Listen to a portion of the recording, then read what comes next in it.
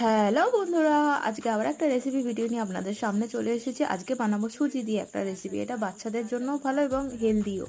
তো প্রথমে একটা পাত্রে সুজি নিয়ে নিয়েছি, তার মধ্যে বেশ খানিকটা টক দই দিয়েছি আর স্বাদ মতো নুন দিয়েছি। জল দিয়ে ভালো করে গুলে নিলাম, 20 মিনিটের জন্য রেস্ট করতে রাখলাম। দেখুন সুজিটা কত ফুলে উঠেছে। এর মধ্যে দিয়ে দিলাম নিজেদের মন পছন্দের যে কোনো ভেজিস দিতে পারেন। আমি এখানে দিয়েছি পেঁয়াজ, গাজর আর কাঁচা লঙ্কা কুচিয়ে।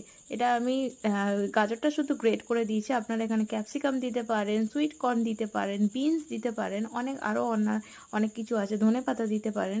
কিন্তু আমার কাছে যেটা অ্যাভেলেবেল ছিল সেটাই দিয়ে ভালো করে মিক্স বানিয়ে নিলাম। একটু ঠিক হয়েছে, আমি এর মধ্যে আর একটু জল অ্যাড করেছিলাম। তারপরে এখানে দিয়ে দিলাম সাদা তেল। আপনারা ঘি বাটার যে কোনো ইউজ করতে পারেন, বাচ্চাদের জন্য ঘি খুবই ভালো, বাটারও ইউজ করতে পারেন। এটা আমি ভালো করে ভেজে নেব। এটা দিয়ে ওই প্যানকেকের মতো আর কি। দেখুন রেডি হয়ে গেছে আমার সুজির ওই চিলা বলতে পারেন। আর এখানে আলুর